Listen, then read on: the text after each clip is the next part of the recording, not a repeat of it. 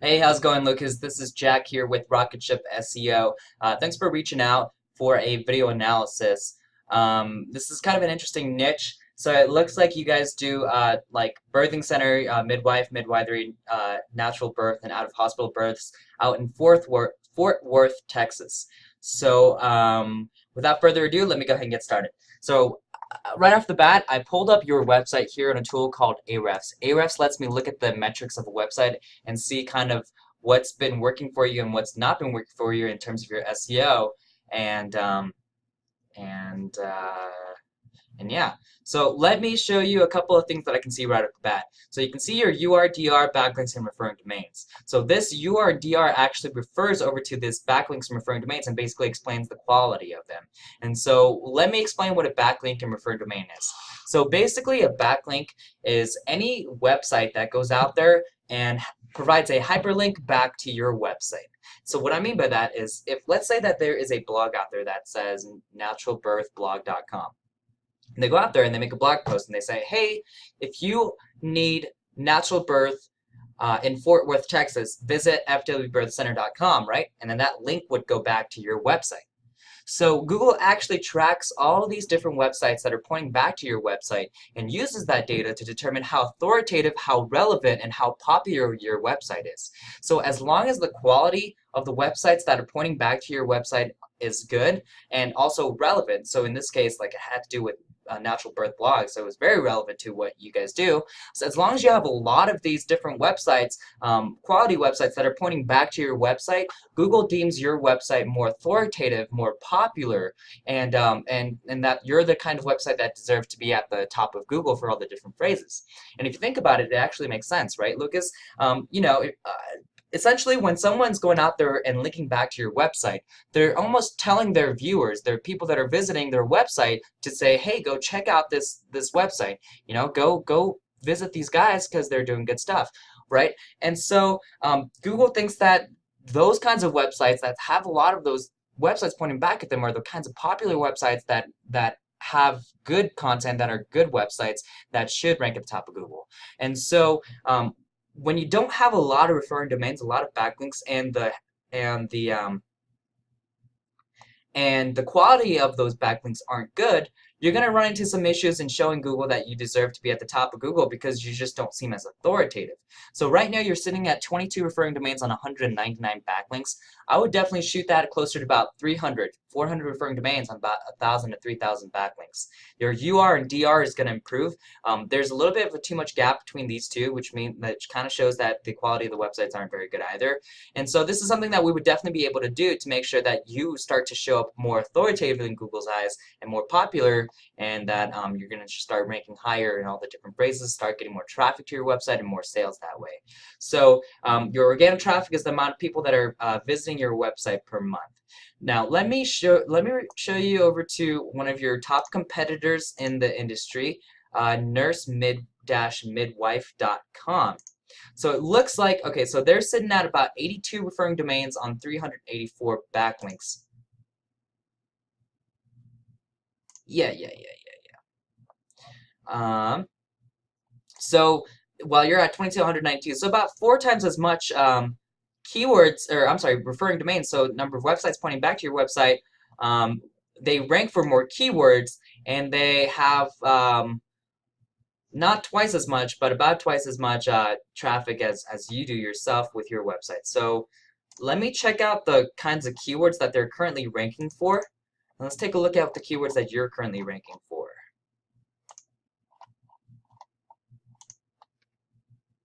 Okay, so here are the words that you're currently, keywords that you're currently ranking for. So it looks like, okay, so hey, great job here, Fort Worth Birthing Center. That could very well be the main keyword.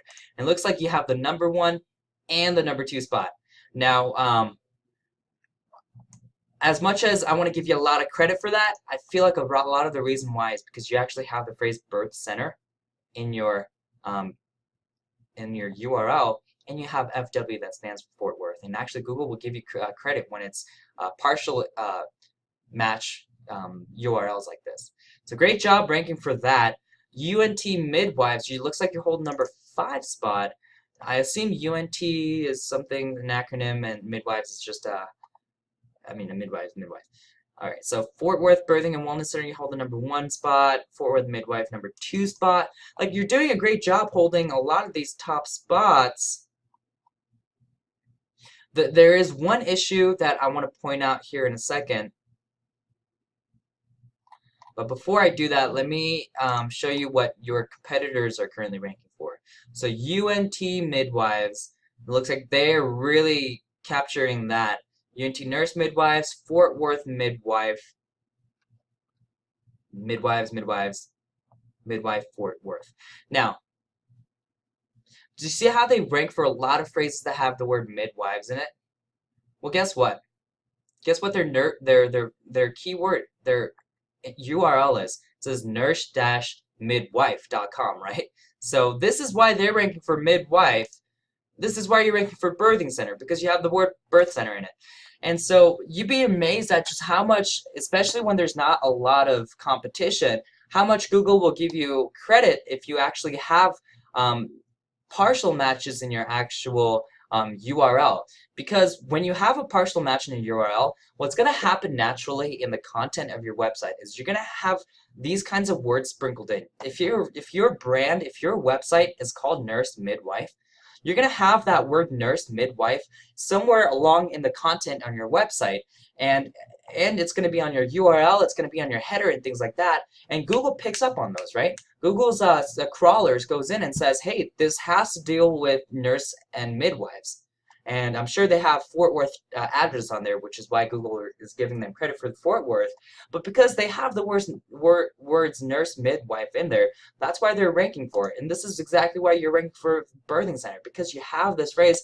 And I'm sure in the content of your actual homepage, you're getting a lot of credit because you have this kind of phrase in it, because it's your brand. So if you're gonna be like, hey, visit FW Birth Center, here at FW Birth Center we do this. So you're using that phrase a lot, and Google's picking up on it and saying, hey, this is the kind of keyword that this person wants to rank for, because they have it sprinkled in throughout their content. Now, don't take it as take it with a grain of salt, because you don't want to just layer it in with a bunch of keywords, because then Google will actually negatively impact you. This worked really well before some of the more recent updates, where you just stuffed keywords into your content and it made you really rank for everything. But Google was recognizing that a lot of people were abusing it, and so there's a fine line, right? And this is the kind of thing that we test all day, so we know exactly where the fine line is, where you want to show them, sprinkle in those words, so you show them exactly what you want to rank for, but you don't do it too much or excessively, so that Google actually penalizes you for that. But the last thing that I want to talk to you about real quick is our methodology about how we would go about ranking you and start beating you for your competition for these kinds of phrases. So I talked about how you can get so much credit if you have these kinds of phrases in your URL and your content, right? And that's exactly what I would do, specifically if we were to target the kinds of keywords that we want to target. What I mean by that is, if you go right here in Fort Worth Birthing Center, that's your homepage, and then this right here is an inner page, right? So it's fwbirthcenter.com/about.html, right? What I would do is, let's say that we wanted to specifically go after the phrase Fort Worth Midwife, right? What I would do is I would literally go in there and I would build out an inner page, and then instead of saying /about, it'd say /Fort-Worth-Midwife. And then I would layer in some of those keywords in the content, have about 1,500 words of content on there, and then really show Google that I want to rank for that phrase. Because it's going to have that phrase, Fort Worth Midwife, in the URL, and it's also going to be sprinkled in the content. And that way, Google, you're basically doing the same thing you did with your own URL and ranking for Fort Worth, and you're just doing the same thing by making the inner URL specifically targeting that keyword. And so what I would do is I would grab like 10 keywords that has low keyword difficulty, that has decent amount of volume, and then start building out 10 of those inner pages specifically targeting those keywords, and it's going to help you a lot. On top of that, we're going to send those links to your homepage, and those inner pages is going to help show Google the authority on your website. It's all just going to be a good way to show Google that you deserve to be at the top of Google for these different keywords that you want to rank for. So this is the kind of tactic that has worked really well for our previous clients, and I know would work phenomenally well for your website. It's just a matter of kind of getting this ball rolling for us to get this going, right? So I'll leave my phone number at the bottom of the email in case you want to talk about anything I mentioned. Otherwise, we can talk via email. But like I said, you know, I just want to ask you a couple questions with your business, like what is your goals with the business? What kind of thing are you looking with your website? What kind of time frame do you have? What kind of marketing budget do you have? And once we get that all hashed out, we'll come up with a plan of attack and then just get the ball rolling, right? You don't need to redesign your website, so it's not like your website's going to be down. It's just a matter of just cleaning up and just doing all the SEO elements on it, right? So again, I appreciate it if you watch this video all the way through. At the very least, I hope you got some insight out of it.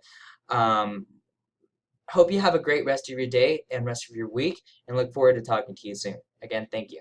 Take care.